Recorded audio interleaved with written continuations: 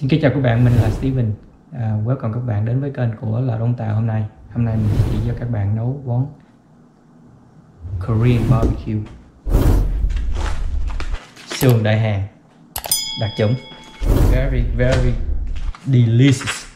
So hang on and follow me, okay?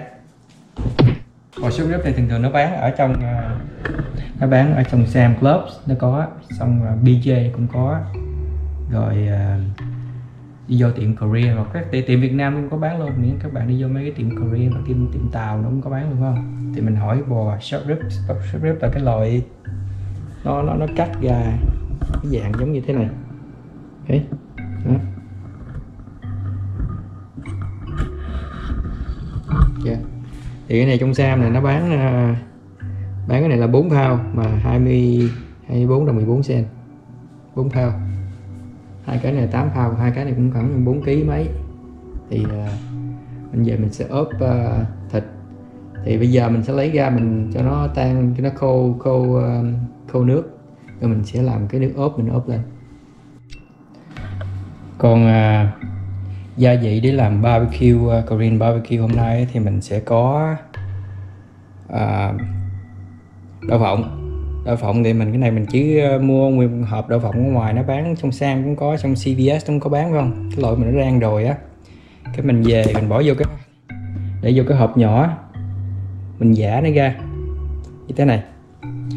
Rồi ở trên này mình có nhất định phải có là phải mua một chai Korean barbecue, cái loại mà original, nó kêu bằng bulgogi marinade á, để original sauce nha, đừng có mua loại thừa khác nha, chỉ mua cái loại original sauce á, thì nó có giả, nó mix chung với táo với pear trong này là trái lê á, nó làm ra. Đó là cái này. Và cái này thì mình phải trộn một ít nữa, mình phải nhất định phải có tiêu đấy, tiêu mà loại nó xay sẵn á. Thì cái tiêu đó mình phải trộn thêm một ít tiêu hột mà cái loại mình giã ra. Thì hồi nãy mình có dùng cái cối mình giã cái tiêu ra vậy nè, thì mình để một ít tiêu vô trong cái này trước, rồi cái mình trộn chung với cái tiêu mà đã xay rồi, nó bán ở trong tiệm á, với một chén lưng thôi dầu ăn, với một cái nữa là sesame oil, là dầu không phải cái dầu này, dầu sesame, dầu mè. Cái này có đậu phộng, Korean barbecue sauce trong tiệm Việt Nam có bán, một tiệm Tàu nó có, tiệm Đại Hàn có bán, tiệm Tàu cũng có bán luôn. Sesame oil là dầu mè, tiêu, bỏ vô chén này, rồi một chén lưng dầu ăn. Rồi thứ nhất mình phải bỏ cái này vô đây, thì bỏ một ít thôi, đừng bỏ nhiều quá nha, bỏ nhiều quá nó cũng không được. Bỏ tại những nhất định khi mình làm thịt á, thì nó có cái dầu này á, nó không có làm cho cái thịt của mình nó bị khô khi mình nướng, thì mình nhất định phải có cái dầu ăn trong đó. Tùy theo người, số lượng tùy theo cái sở thích của mình, có thể mình để ít nhiều là tùy theo mình, phải không? Còn nhất định phải có cái dầu ăn. Tiêu vô trong cái tô này. Đấy. Rồi mình bỏ một tí dầu mè vô, vừa phải thôi nha, đừng bỏ nhiều quá.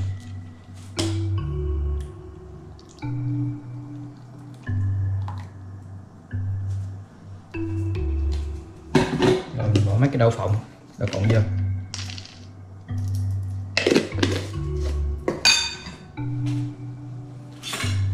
Rồi mình sẽ quấy đều lên.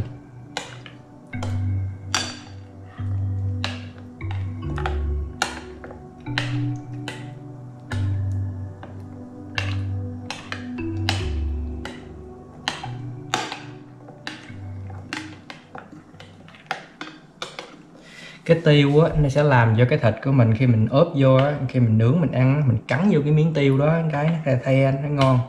Còn cái đậu phộng này á, thì mình trộn cái đậu phộng này vô á, khi mình nướng á, cái đậu phộng nó làm cho cái mùi thịt nó thơm. Mà khi mình ốp xong rồi á, mình để nguyên tủ lạnh 24 tiếng đồng hồ. Cái tỷ bữa nay là thứ sáu đi, thì hôm nay mình nướng thứ sáu mình ốp, tối thứ sáu mình ốp, để trong tủ lạnh qua đêm tới ngày sau, hôm sau mình nướng thì cái độ thịt nó sẽ, cái độ dầu nước ốp này nó sẽ thấm vô cái thịt bò á, thì nó mình nướng nó sẽ rất là ngon. Nhất định phải để qua đêm nha, một đêm trước, nghĩa là ướp xong rồi để trong tủ lạnh 24 tiếng đồng hồ mới đem ra nướng thì cái thịt nó rất là ngon.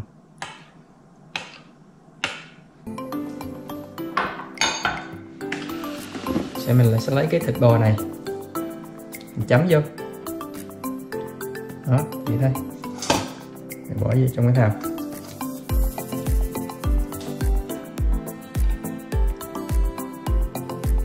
cho nó đều nha.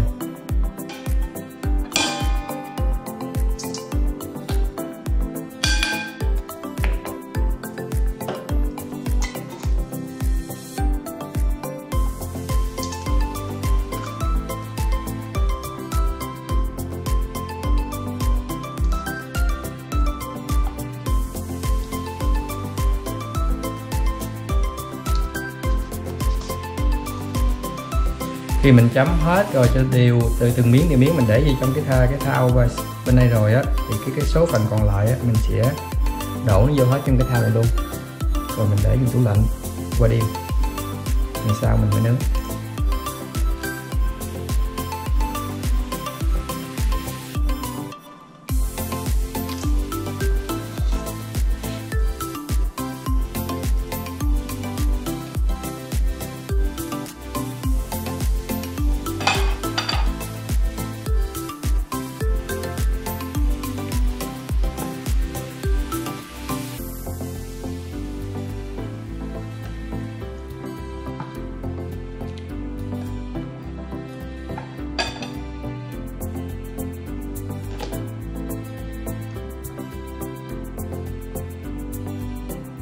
Đó. Thì cái phần ướp nó gần xong rồi.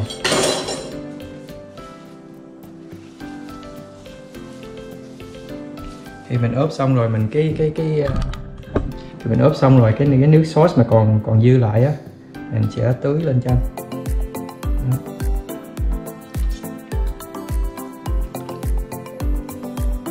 Cho nó đều ra.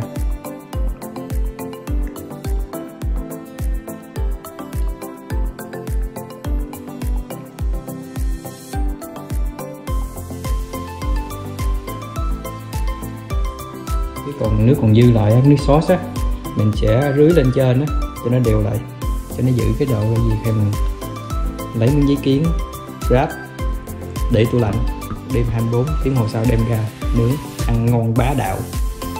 Các bạn ở nhà thử đi rồi nấu ăn rồi thử rồi coi cái mùi vị nó sao vậy sau này. Tại vì cái món ăn là ngon không ngon là tùy theo người không, còn khi mình nấu thì mình nấu theo cách này, thì mình nấu theo cách này có nhiều lần này, có nhiều bạn bè thích ăn như vậy phải không? Nên lần này họ kêu mình làm một cái video chỉ với các bạn nấu thử coi ăn rồi cái mùi vị làm sao. Những ngon thì để comment cho mình biết. Cảm ơn nhiều nha. Đó, thấy không, ngon không?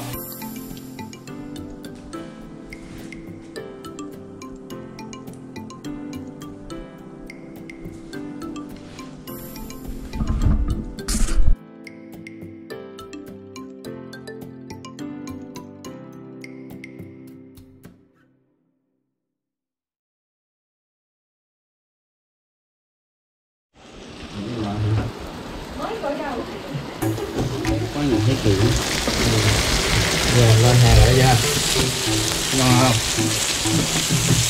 Bá đạo. Bữa nay mình có vào bếp mới mướn về từ Afghanistan.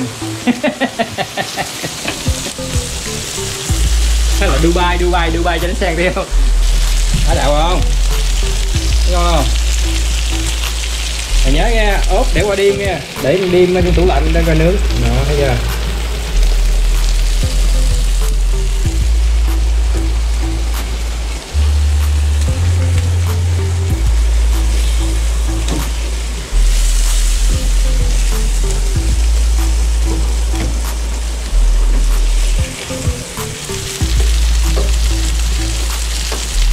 Đổi cái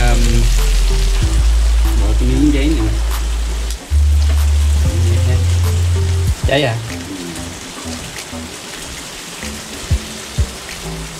Thì mỗi lần mình làm mà nướng một đợt á, mình nên đổi như thế.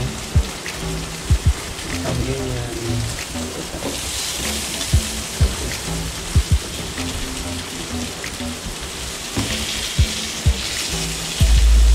cá nước mồi đi chín chưa? hả? Cá nước mồi đi chín chưa? Cá này hả? Mình nghĩ chắc chín rồi đó. Cá này chưa chín rồi phải không?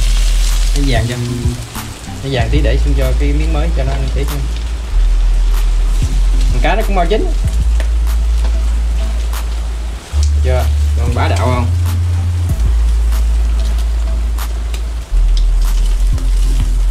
Sắc sảo.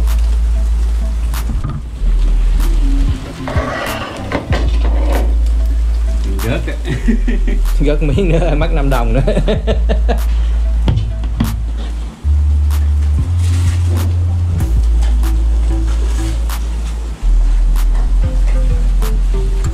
Salad không?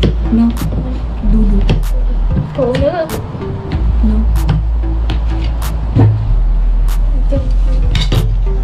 I can't. Like that?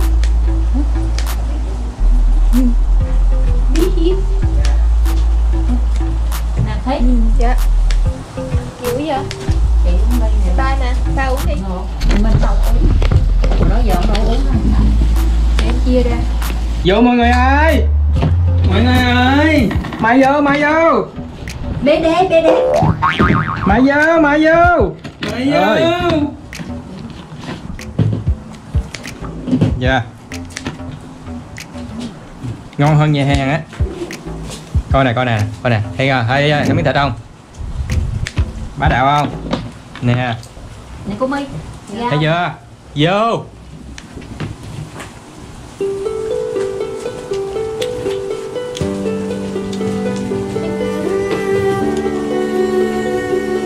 Very good. Làm thử đi. Ngon lắm. Sườn đợi hàng theo phong cách của lỡ ông ta. Nấu thử ăn ngon lắm. Làm lần là khỏi còn đi nhà hàng luôn á. Nó tay bị giờ. Đúng. Chỉ có chi phí. Cô nói vậy. Ừ. Chửi em nha bà đã lắm. À, nãy cắt con cá rồi. Xẻ cái bụng này ra ăn. Mình đứt tay với em đi.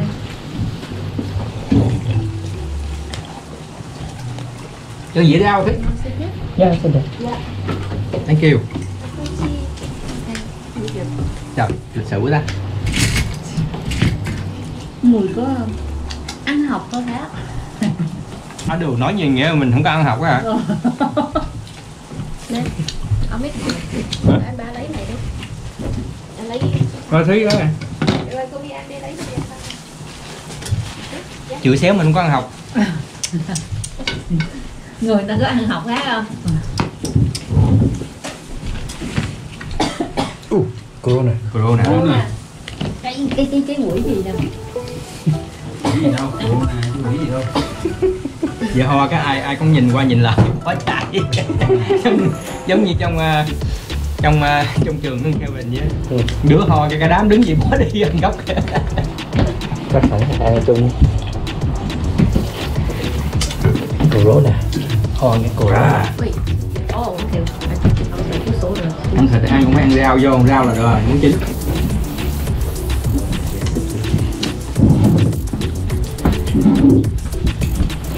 Gì? Rồi đây.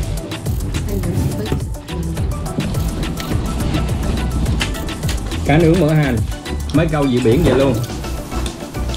Nó lên tới bờ đem về ăn liền luôn á, khỏi còn đông lạnh luôn á. Bả chơi không? Nhíp tay. Nè, làm thịt, làm cá nè, quất cái dao vô cái nào lấy thịt này về ăn vô từ chờ trả thù nó lại mới được. Cái canh á. Ba hôm nay muốn ăn cái canh cho nó tự làm cái canh mình luôn á. Thấy không? Rồi, vô.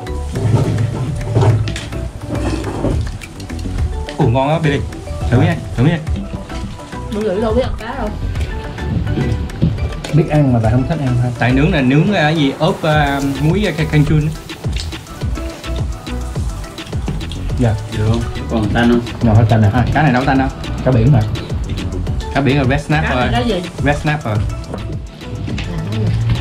Là Cá hồng hồng á.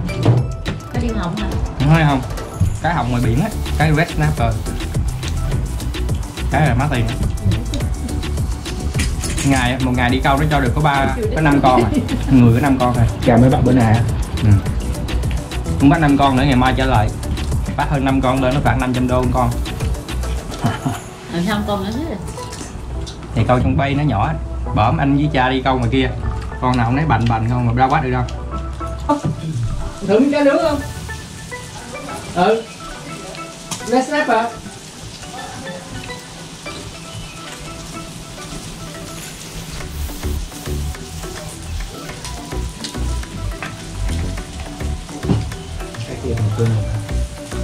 Hả?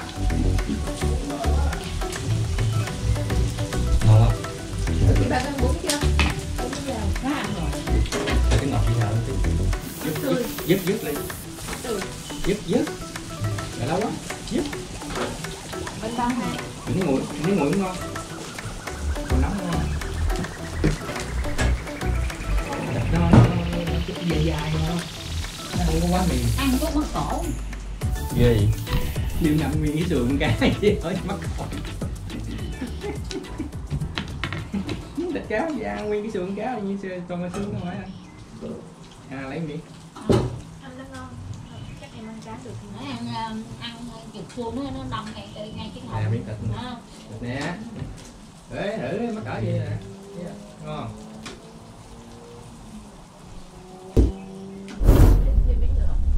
Chưa bị. Nào, ăn cho miếng nào. Miếng cho mua vị chứ đủ. Miếng thôi. Nguyên không cá. Nguyên cá luôn. Cá nó cạp luôn.